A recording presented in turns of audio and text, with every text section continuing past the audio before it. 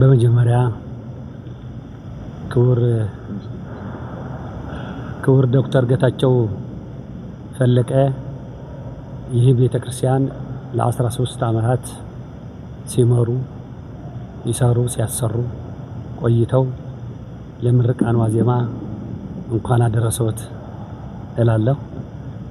በመቀጠል የህንጻ ኮሚቴ አባላት ሰርታችሁ ያሰራችሁት ለዚህ ክብር ለዚህ ምርቃን ያበቃችሁት የህንጻ ኮሚቴ አባላት በአጠቃላይ በህይወት ያላችሁ እግዚአብሔር ጠብቆ ለዚህ ያደረሳችሁ ለምርቃኑ እንኳን አበቃችሁ እንኳን አደረሳችሁ እላለሁ።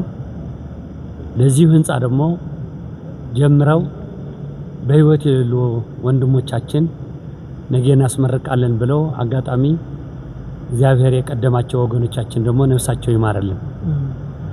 በመቀጠል የህንጻ ቴክኒኩ ኃላፊ ተቆጣጣሪ መሐንዲስ ክቡር ኢንጂነር ዳግም፣ እንደዚሁም የደብራችን ዋና ጸሐፊ ሰሎሞን ዳዊት፣ የደብራችን ዋና ሂሳብ መምሪያ ኃላፊ መምህር ዮናስ፣ የደብራችን ዋና ተቆጣጣሪ የዚህ ግዙፍ ህንጻ ዋና ተቆጣጣሪ ሊቀ ስዩማን አቤል፣ እንደዚሁም መላው የቤተክርስቲያኑ ሊቃውንትና የቤተክርስቲያኑ መላው ሰራተኞች በሙሉ በአጠቃላይ እንኳን ለዚህ ክብር ለዚህ በዓል ለዚህ ለምርቃኑ ዋዜማ አደረሳችሁት አደረሰን እላለሁ።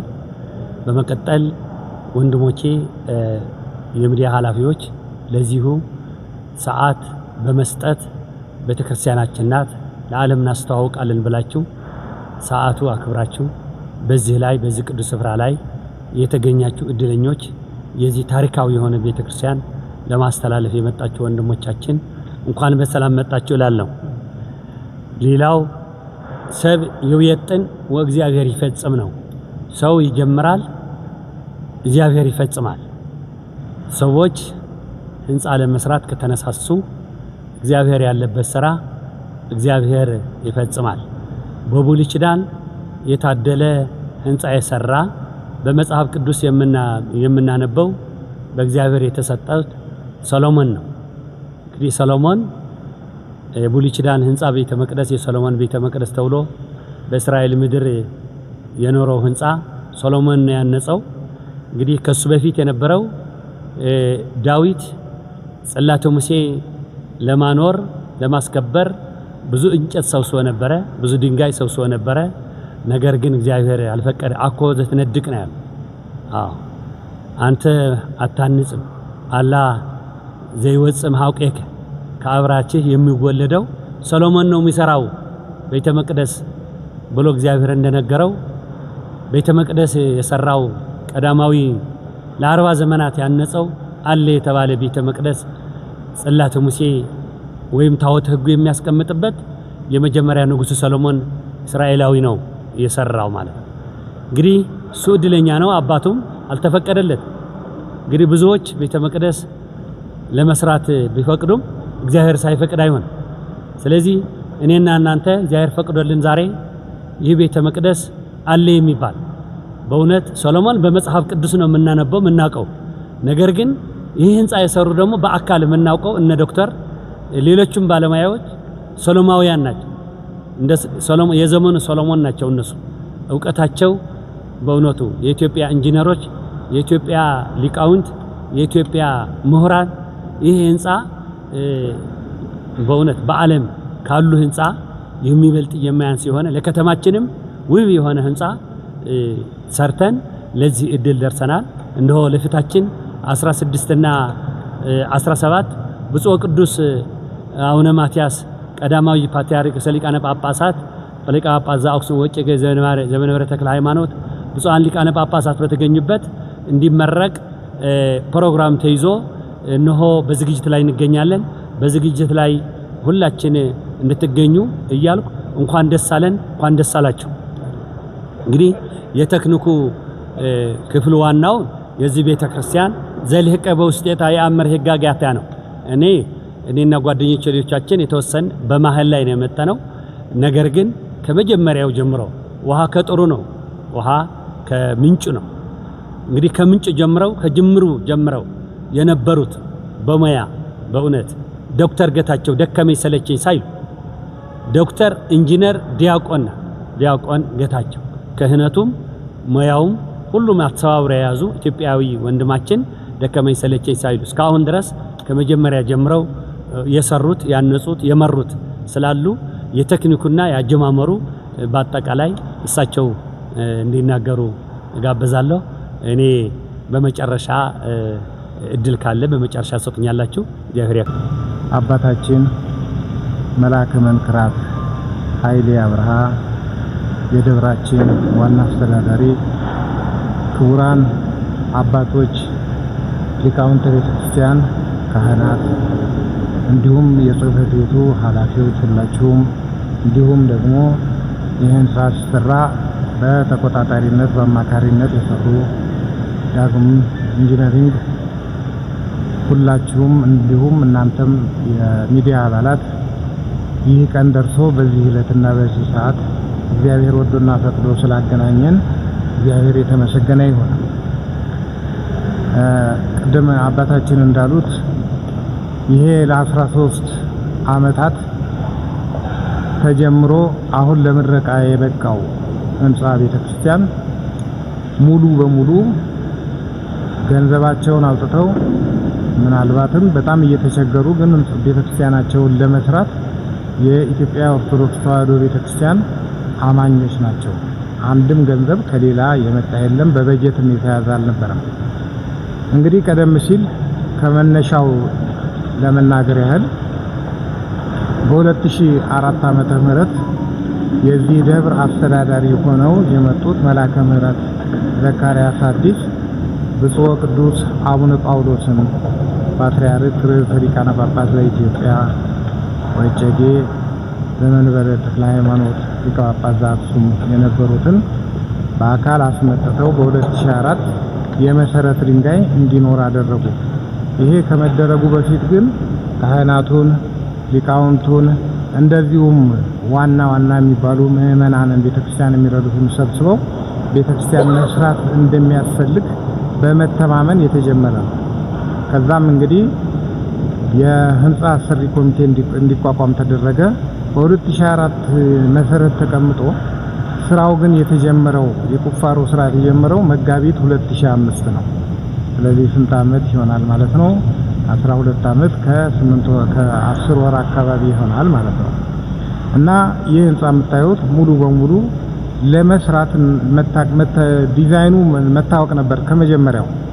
ሰፋ ያለ ለአካባቢው የሚመች ለኢትዮጵያ የሚመች ለቤተክርስቲያንን ትውፊቱን የመጽሐፍ ቅዱስ ትረካውን የሚገልጽ ህንጻ ቤተክርስቲያን መስራት አስፈላጊ ነበር።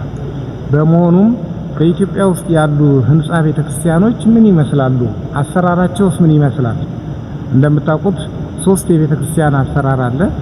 አንደኛው የመጀመሪያው ዋሻ ነው። ወደ ሰሜኒቱ ኢትዮጵያ ብትሄዱ ዋሻ ቤተክርስቲያን በብዛት አለ።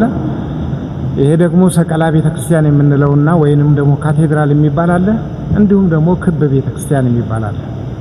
ይህ የምታዩት ግዙፍ ህንጻ ቤተክርስቲያን እነዚህን 3ቱንም የህንጻ አሰራሮችን ሙሉ በሙሉ የያዘ ነው። እዚህ ከተቀመጥንበት በታች የዋሻ ቤተክርስቲያን አለ።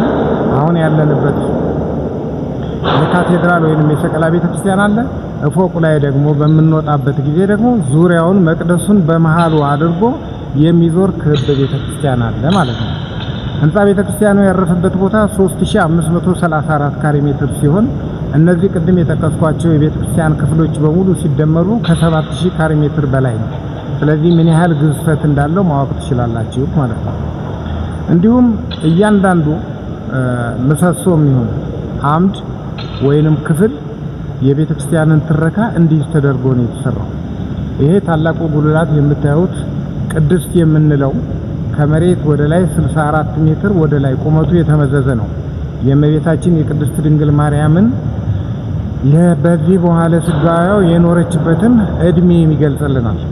በሁለት በኩል ደግሞ የምታያቸው 2 ደወሎች ምንም አጠቃላይ ይዘታቸው የዮሐንስ መጥምቅን በበረሃ ኑ መንግስተ ሰማያት ቀርባለችና ንስሐ ግቡ የሚለውን ድምጽ የያዘ ቢሆንም ቁመቶቹ ግን 33 ሜትር ከ30 ሴንቲሜትር ነው። ይሄም ጌታችን አምላካችን መድኃኒታችን ኢየሱስ ክርስቶስ በመዋዕለ ሥጋዌው በዚህ ዓለም የኖረበትን ዘመን ለማሳየት ነው እና እያንዳንዱ እንዳልኩት ነው። አሁን እነዚህ ይህንን ታላቁን ጉልላት የያዙት አራቱ ምሰሶች ወይንም አምዶች አራቱን ወንጌላውያን የያዙ ናቸው።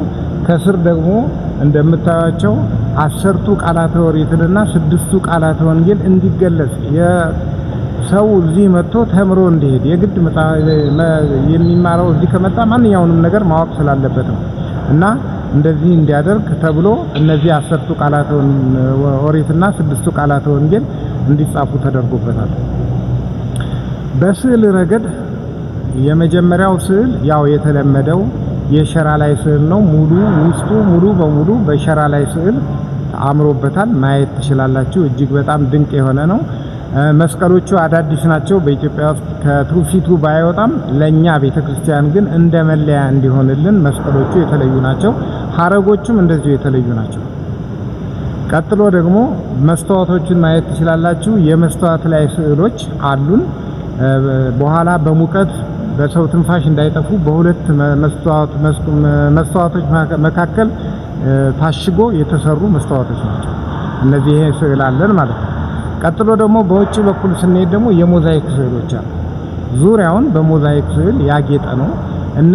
ይሄ ህንጻ በአጠቃላይ እስካሁን ድረስ ከ240 ሚሊዮን ብር በላይ አውጥቷል። ይሄ እስከ ህዳር 2018 ዓመተ ምህረት የነበረውን ገንዘብ ነው የምነግራችሁ። አሁን ደግሞ ከዛ ወዲህም ገና እየተሰራ ያለ ስለሆነ ኦዲት በየአመቱ ነው የሚደረገው። ከማይከል እየመጡ ኦዲት በየአመቱ ነው። የዚህ 2018 ብቻ ነው የቀረን። የሚቀጥለው ሰዓቱን ጠብቆ ኦዲት ይደረግና ለህዝብ ይገለጻል ማለት ነው። ይሄ ህንጻ ቤተክርስቲያን እንዳለ ሆኖ ከኋላችን ደግሞ ቤተክርስቲያን ያለ ቤተልሔም የማይሰራባት ስለሆነ ቤተልሔሙ ደግሞ እንደዚሁ ባለ አንድ ፎቅ ነው። እሱም የራሱ የሆነ ጉልላት አለው፣ የራሱ የሆነ ግቢ አለው። ይህን መለስተኛ ቤተክርስቲያን ደግሞ በራሳቸው ሙሉ ገንዘብ ሌላ ጣልቃ ሳያስገቡ ያሰሩ ወይዘሪት አስተዋይ ጌታቸው ድንቅነህ የሚባሉ የቅዱስ ሚካኤል ወዳጅ ናቸው።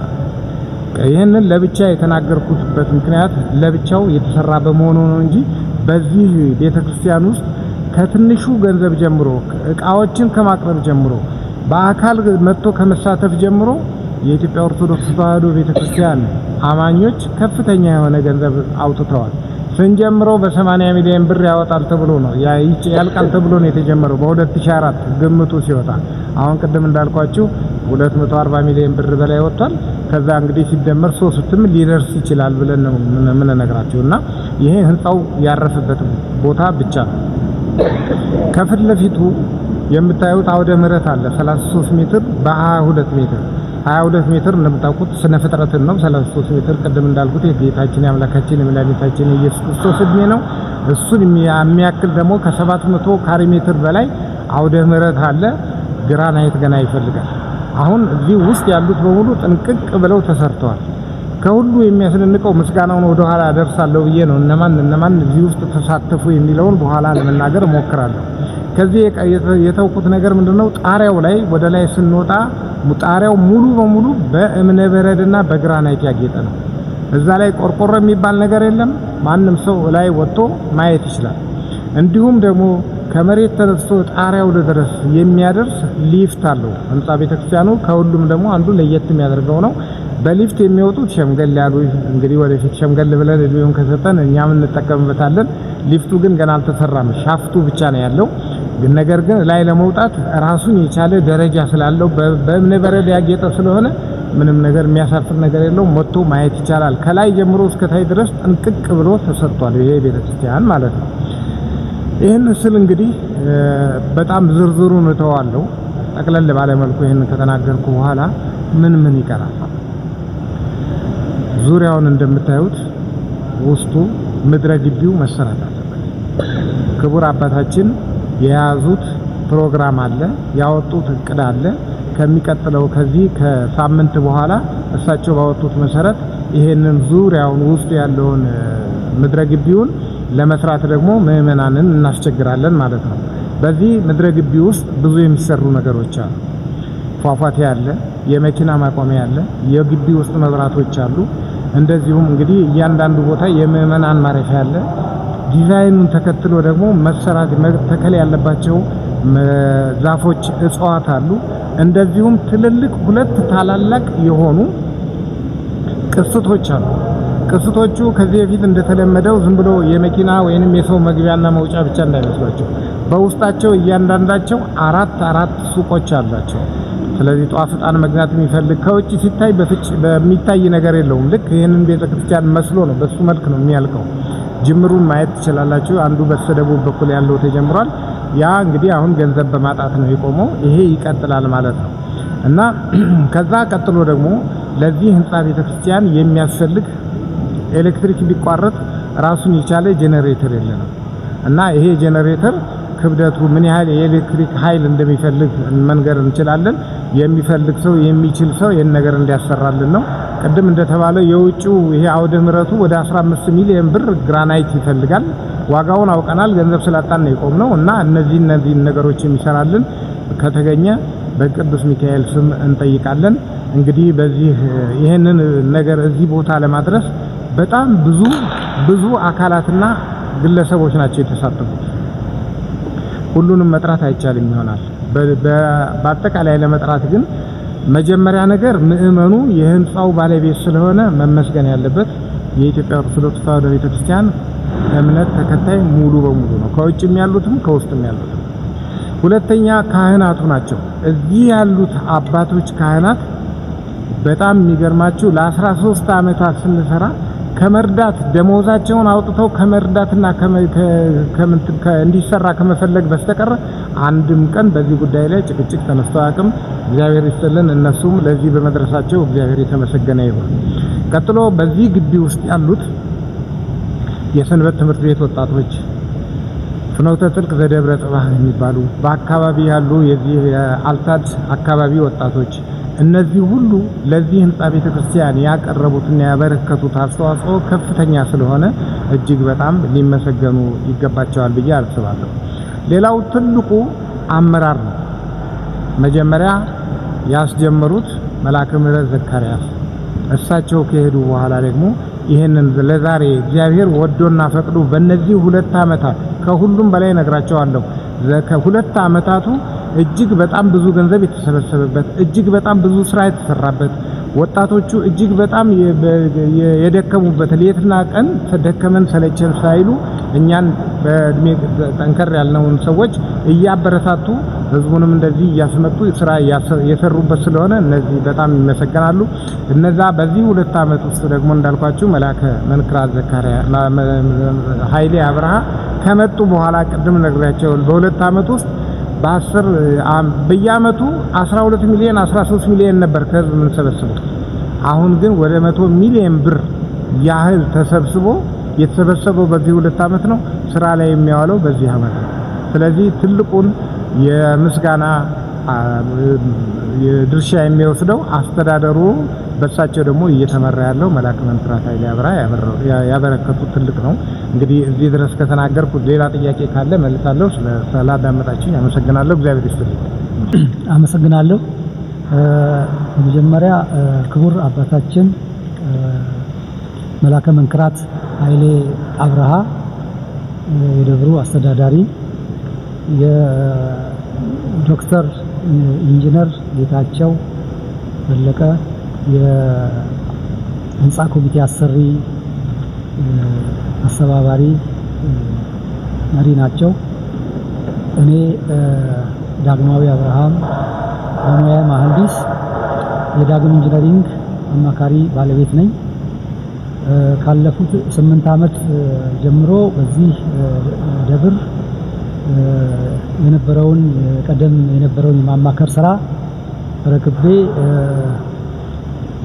ካሉት እንደ ዶክተር ፈለቀ አሁንም በስፋት እየተሳተፉ ያሉ እያገለገሉ እያገዙ ያሉ ወጣቶች የሰንበት አባላት እና ከደብሩ አስተዳደር ሰራተኞች ጋራ በመሆን በጋራ ቴክኒካል ስራ እንደዚህ በደረቁ ዝም ብሎ እንደማንኛውም ህንጻ የሚሰራ ሳይሆን ትውፊትን፣ የቤተክርስቲያንን ታሪክን እና የሊቃውንቶችን ግብዓት እየተጠቀሙ መስራት አስፈላጊ ሆኖ የሚገኝና የሚታወቅም ስለሆነ ከዛ ጋራ በህብረት በጥሩ ጥምረት አስፈላጊውን የሚሆነውን የምህንድስና አካሄድ በመከተል ህንጻው እንግዲህ ከመጀመሪያው ከተጠና ጀምሮ በቀጣይ ስራ ውስጥ እንደየአስፈላጊነቱ የመጀመሪያ የመዋቅር ስራውን ለመስራት በቀጣይም የተለያዩ ዲሲፕሊኖች ከ10 ያላነሱ ኤሌክትሪካል፣ ሳኒተሪ፣ የድንጋይ ጌጥ ስራዎች፣ የተለያዩ ስራዎች ማለት የስዕል በሞዛይክ የሚሰራ ሊሆን ይችላል፣ በሸራ የሚሰራ አጠቃላይ ያሉ ስራዎችን በሙሉ በተገቢው ደረጃ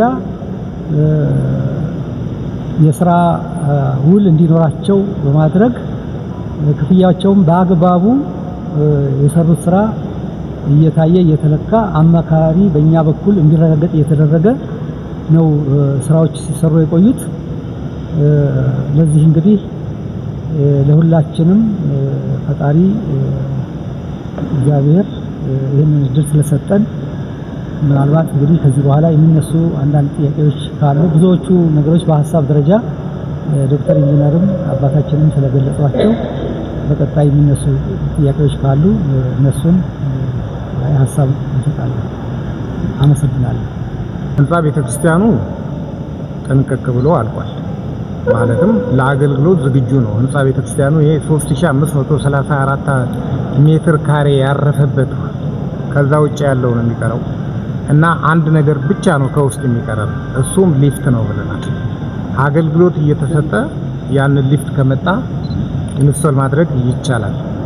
ቅድም ካልተናገርኩት ነገር ውስጥ ምንድነው ይሄ ህንጻ በዚህ ህንጻ ቤተክርስቲያን ውስጥ አገልግሎት እየተካሄደ ቅዳሴም ቢኖር ማህሌትም ቢኖር ሰዓታትም ቢኖር ከውጭ ሀገር የሚመጣ ማንኛውም ሰው የኢትዮጵያ ኦርቶዶክስ ተዋሕዶ ቤተክርስቲያንን ስነ ስርዓት ማየት የሚፈልግ ቱሪስት ቢመጣ አገልግሎቱን ሳያደናቅፍ እስከ ጣሪያው ቅድም አልኩት ድረስ 64 ሜትር ድረስ ወጥቶ መጎብኘትና አካባቢውን ማየት የሚያስችል እንቅፋት የማይፈጥር ስርዓት ተሰርቶለታል። ስለዚህ የቀሩ ዋናዎቹ አልቋል። ሊፍት ብቻ ነው ብያቸዋለሁ ከውስጡ። ስለዚህ ይሄ በቀላሉ የሚያልቅ የሚሰራ ነገር ነው። ቀሪዎቹ እንዴት ትሰራላችሁ የተባለው እና በስንት ጊዜ ታጠናቀቃላችሁ ነው። ቤተክርስቲያን በልመና በስጦታ ስለሆነ በዚህ ቀን ያልቃል ተብሎ የሚታው ነገር የለውም ወይንም የሚነገር ነገር የለውም። እንደተባለው መጀመሪያ ሲነሳ 2005 ለ3 አመት ቀጥሎ 3 አመት እያልን ነው እዚህ የደረስነው። ስለዚህ ምንድነው ምእመኑ እንዳመጣው እንዳስገባው የገንዘብ መጠን ስራውን በዛው መልክ ነው የሚሄደው። ሁለተኛ ይሄ ቀኑ አጭር ሊሆን የሚችለው ምእመናን አሁን ያለውን የቀረውን ቅድም እንደተናገርነው አስፋልቱን ምድረ ግቢውን በአጠቃላይ ዲዛይናቸው ተሰርቶ አልቀል የነዚህ ሁሉ አለ፣ ግምት ዋጋችንም አለ። ዋናው ነገር ምንድነው ገንዘቡ ከተገኘ ይሄ ህንጻ ቤተክርስቲያን አገልግሎት እየሰጠን እነዚህን ነገሮች መስራት ይቻላል። ብዙዎቻችሁ የራሳችሁን ቤት ይሆን እኮ እንደው ሙልጭ ብሎ አልቆ አይደለም የምትገቡበት፣ ቀስ በቀስ እያለቀ የሚሄድ ነገር ነው። በተለይም እንደዚህ አይነት የሆነ ነገር አልቆ የሚገባበት ስላልሆነ ማለት ነው። ግን ውስጡ ምንም ችግር የለውም አልቋል። አባቶችም ይሄንን ፈቃድ ስለሰጡ ጥር 16 ቀን ይመረቃል ማለት ነው። በእኔ በኩል ይሄው ነው። ከሚዲያው ምንድነው የሚጠበቀው የሚለው ነገር ከሚዲያው የሚጠበቀው ነገር ብዙ ነው። እናንተ የሰዎች ለራቀው አይንም ጆሮም ናችሁ፣ ለቀረበውና ለማያውቀውም አይንም ጆሮም ናችሁ። ለማያውቀው ማሳወቅ የምትችሉ እናንተ በአሁኑ ጊዜ በ21ኛው መቶ ክፍለ ዘመን ኢንፎርሜሽን የሁሉ ዘመኑ ራሱ የኢንፎርሜሽን ዘመን ነው። ይሄንን ተጨባጭ ሁኔታ ዝርዝሩን ሁኔታ ለህዝቡ እስከገለጻችሁ ድረስ የሌላ ማማኝ ቢሆን ለዚህ ለከተማውና ለኢትዮጵያ የሚሰጠውን ጥቅም በማየት እርዳታ እንደሚያደርግ ምንም አንጠራጠርም። ስለዚህ እና ከናንተ የሚጠበቀው ከዚህ በፊት እንደተደረገው የተለያዩ መርሃ ግብሮችን በማዘጋጀት ባላችሁ ሚዲያ ህብረተሰቡ እንዲያውቅ በማድረግ በተገኘው ነገር ሁሉ እንዲያውቅ ከተደረገ በአጭር ጊዜ ውስጥ የሚፈለገውን ነገር መስራት ይቻላል። ሌላ የረሳውታ እንዳለ የውሃ ጉድጓድም በዚህ በኩል የተሳተፈ ካለ ለዚህ ታላቅ ግቢ ታላቅ ህንጻ ቤተክርስቲያን ራሱን የቻለ የጉድጓድ ውሃ ያስፈልገናል። አስጠንተናል። 3 ቦታ እዚህ ግቢ ውስጥ ውሃ እንዳለ ከበቂ በላይ እንዳለ አውቀናል። ግን አቅም እጅ አጠር ሆነናልና በዚህ የተሰለፈ አቅሙ ያለው በግማሽም ይሁን በትንሹም ይሁን ሁሉንም ምን ያሰራለው አይደለም በመዋጮ ስለሆነ የሚሰራው አቅም ያለው ሁሉ በዚህ እንዲሳተፍ አደራን ላለን የምንለምነው ደግሞ በቅዱስ ሚካኤል ስም ነው። የሱን ዋጋ የሚያገኘው እግዚአብሔር በሚሰጠው ነው። በስውር የሰጠውን እኔ ደግሞ በግልጽ ሰጣለሁ ያለው እግዚአብሔር ለዚህ ነገር ስለሚረዳን በዚህ መልኩ መልሴን እዚህ ላይ ይጨርሳል። እኔ 3 ነገሮች ስላሉኝ ነው።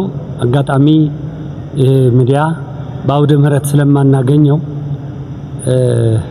እዚህ ሆነን አሜሪካን አውደ ምህረት ሆነውብን አሜሪካን ያሉ አውሮፓም ያሉ በዚሁ በአረብ ሀገርም ያሉ በአጠቃላይ በውጭ ሀገር ያሉ ሰዎች ልክ ዛሬ አውደ ምህረት እንዳለን ሆለው ሰምተው በዚሁ ደስ እንዲላቸውና ቀሪውን እቅዳቸውን ደግሞ ተናግረን እንደገና ይሄንን ቤተክርስቲያን በፍጥነት ያስፈጸሙ ምእመናን እንደገና ቀሪውን ስንነግረው ቀሪው ደግሞ በአጭር ጊዜ እንዲፈጽሙልን የሚያመለክት ነው አሁን የምናገረው። በመጀመሪያ ደረጃ ዶክተር ቅድም ጠቅሶታል። ይሄ አስመራቂ ኮሚቴ ከነባር ኮሚቴ አቋቁመን የሰው ኃይል ጨምረንበታል። በእነ ዶክተር የሚመራው አብይ ኮሚቴ ህንጻ ኮሚቴ ጠቅላይ ቤተ ክህነት ያዋቀረው በብፁዕ ወቅዱስ ፓትርያርክ አቡነ ጳውሎስ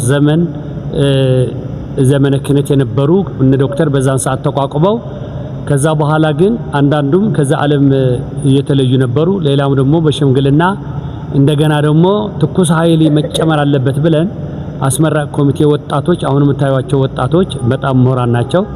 ከጽህፈት ቤት በእውነት ዋና ጸሐፊና ዋና ሐሳውሹን በመጨመር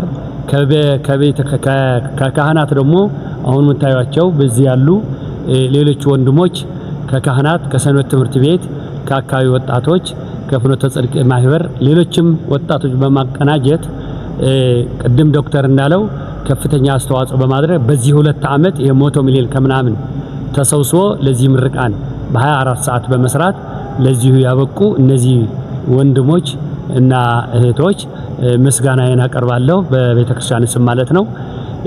ሌላው የአጭሩ እቅድ ጊዜ ተጠናቀዋል። አጭር ጊዜ እቅድ እዚህ ባኔ 3 ዓመት ሊሆነኝ ነው አሁን ይመጣው መለካቲት የአጭር ጊዜ እቅድ የነበረው ህንጻ ቶሎ ማስመረቅ ነው። የአጭር ጊዜ እቅድ እሱን ነበር። ስለዚህ በአጭር ጊዜ ደግሞ ገንዘብ በማሰባሰብ የሰው ኃይል በመጨመር ዛሬ በ2 ዓመት ውስጥ ለዚህ ምርቃን አድርሰናል። የአጭር ጊዜ እቅድ ተከናውኗል። የመካከለኛ እቅድ አሁን የምንሰራው ነው። የመካከለኛ እቅዳችን አሁንም በ2 ዓመት የሚጨርስ አሁን የወጣው ከነገ እሁድ ጀምሮ ያ በመስታወቂያም በልዩ ልዩ የምታዩት ምድረግብ በአስፋልት ነው የሚሰራው። በኮብልስተንም አይደለም በሌላም አይደለም። ምክንያቱም ቤተክርስቲያኑ የሚመጥን አውደ ምህረት ነው የሚሰራው። ቤተክርስቲያኑ የሚመጥን መጠለያ ነው የሚሰራው። ቤተክርስቲያኑ የሚመጥን ቅድም እንዳለው ዶክተር በፕላኑ መሰረት ቀደም ሲሉ እነ ዶክተር በሙያቸው የሰሩትን በሙሉ ትውልዱ ይሰራል ብለው ፕላኑ በቀረጹት መሰረት በዛው ከቤተክርስቲያን አውሮ እንደሚሄድ አሁን ያለበት ህንጻ አስመራቂ ወጣቱንና ነባር ህንጻ በዶክተር የሚመራው በአጠቃላይ ሙያዎች ጭምር አስፋልቱ እስከ ምርቃኑ ድረስ ወስነን በቃለ ጉባኤ ቅስቀሳ ጀምረናል ማለት ነው። ልክ ከምርቃኑ በኋላ ምድረ ግቢው በሩ በሙሉ እንዲሰራ ምድረ ግቢው በአስፋልት ነው የሚሰራው።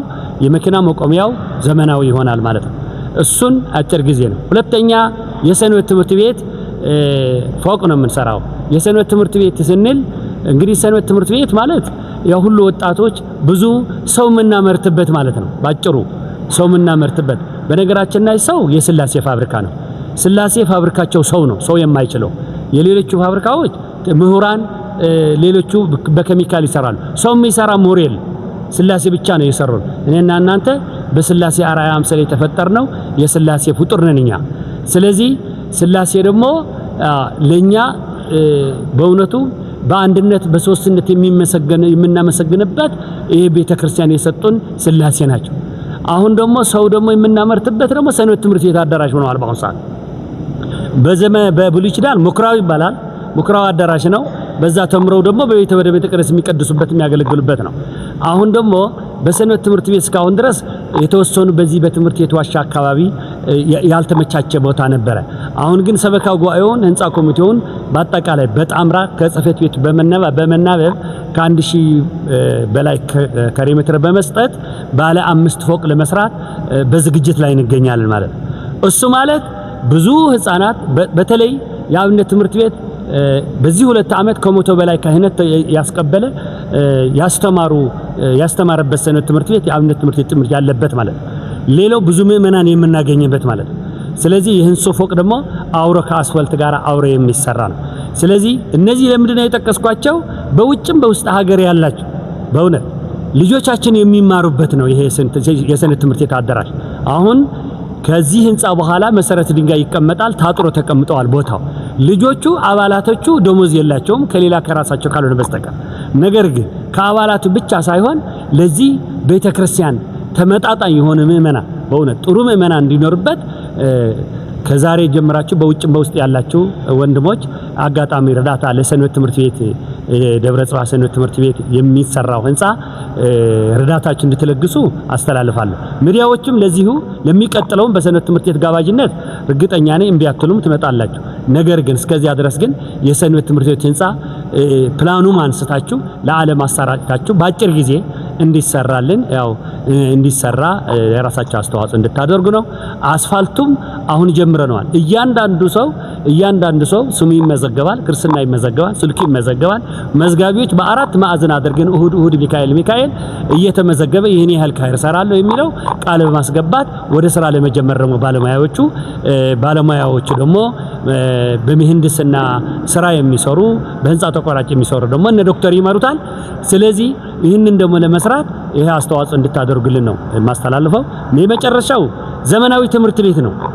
ዘመናዊ ትምህርት ቤት እንግዲህ ሌሎቹ የእምነት ተቋማት አባቶች አስቀድመው ትንሽ ቤተክርስቲያን ይሰሩና ትልቁ ትምህርት ቤት ይሰራሉ። ያወጣት በሙሉ እዛ ይማራል፣ በስነ ምግባር ይማራል፣ ሃይማኖታቸውም ጭምር እያስፋፉ የሀገሪቷ ዜጋ ደግሞ ስነ ምግባር ያለው ወጣት ያስተምራሉ ማለት ነው። ትምህርት ቤት ጾታ ሃይማኖት አይለይም። ከ10,000 በላይ ትምህርት ቤት ተማሪ የሚይዝ አሁን ምናልባት ጊዜ ካገኛችሁ አይታችሁት ይሆናል ወይም ደግሞ ታዩታላችሁ ማለት ነው። እሱ በዚህ በነባር ቤተክርስቲያን ወደ ላይ ከሰንበት ትምህርት ቤት ህንጻ ወደ ላይ ያለው ባለ 3 ፍሎር 5 ፎቅ 10,000 ተማሪ የሚይዝ ተጀምረዋል። የሚቀረው 3 ስላብ ነው። ከዛ ቆርቆሮ ነው የሚቀረው ፊኒሺንግ ነው ማለት ነው። እሱን ደግሞ የምንሰራው ምንድነው? በአጠቃላይ ሃይማኖትም ጾታ የማይቀየር ትምህርት ቤት በሀገሪቷ ስርዓት ነው የምናስተምር ቢሆንም በቤተክርስቲያኗ ግን ልዩ የሚያደርገው ስነ ምግባር ይኖራል። ፕሮፌሰር ሆኖ ዶክተር ሆኖ ስነ ምግባር ከሌለው ሀገር ያበላሻል። ስነ ምግባር ማለት ትህትና ነው። ስነ ምግባር ማለት ለሰውን በቅንነት መምራት ነው። እሱም ጭምር ስለምታስተምር ቤተክርስቲያኗ በዚሁ ግቢ ቅዱስ ሚካኤል ትምህርት ቤት የሚል ይከፈታል። እሱን ለመስራት ያው ተጀምረዋል። እሱም ደግሞ አስተዋጽኦ እናደርጋለን የሚሉ ሰዎች ካሉ በዚህ መልእክት እንድታስተላልፉን ነው። ሌላው እንግዲህ እንደምታዩት ዙሪያውን ህንጻ ነው ተሰርተው ያለ ዙሪያውን ለሚቀጥለው 2-3 ዓመታት ሚካኤል በደቡብ በሰሜን በደቡብ ያሉ የተዘጉ የአብነት ትምህርት ቤታት የሚከፍትበት ሩቅ አይደለም። ለሚካኤል ገቢ ብቻ አይደለም እኛ የሰራ ነው። ትምህርት ቤቱ በእውነት ለህዝቡ ቤተክርስቲያኗ ትምህርት ቤት 10,000 ካሬ ሜትር የሚሆነው ወደ 3,000 ያረፈ ትምህርት ቤት አበርክታለች። ይሄንን ማለት ለኢትዮጵያ ህዝብ ያበረከተችው ቤተክርስቲያን ማለት ነው።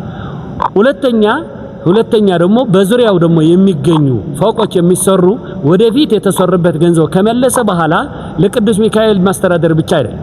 በደቡብ ያለች ቤተክርስቲያን፣ በሰሜን ያሉ ደብረ፣ በምስራቅ በምዕራብ ያሉ አብያተ ክርስቲያናት የተዘጉ በእውነት የአብነት ትምህርት ቤቶች ካሉ በቅዱስ ሲኖዶስ መልካም ፈቃድ በመምራት ለብዙ የሚረዳበት ሰዓት ደርሰዋል። ለወደፊት ይህ ቤተክርስቲያን ቢታደስም ልመና ቁም አይልም። ምክንያቱም ከራሱ ገቢ ያለምንም ልመና ያለምንም ጥያቄ በራሱ ይተዳደራል ማለት ነው።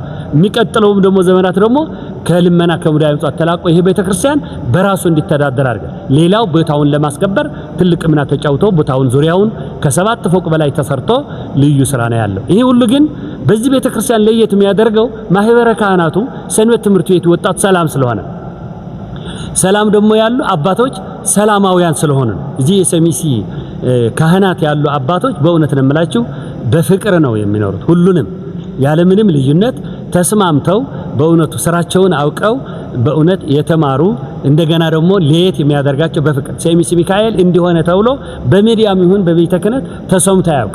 እዚህ ያሉ ካህናቶች አንድም ቀን ሀገረ ስብከት ይሁን ሌላ ቦታ አቤት ታይዶ ያውቁ። ምክንያቱም ራሳቸው አውቀው ሰርተው ህዝቡን በስነ ስርዓት የመሩት በስነ ስርዓትን መርተውም ለዚህ ስራ የሚያበቁት በእውነት ይሄ ማህበረ ካህናት ነው። አሁንም እነሱን ይዘን ዙሪያውንም የተከበረው ቦታ የሰራነው ስራ በእነሱ ትልቅ ሰላማው ነው።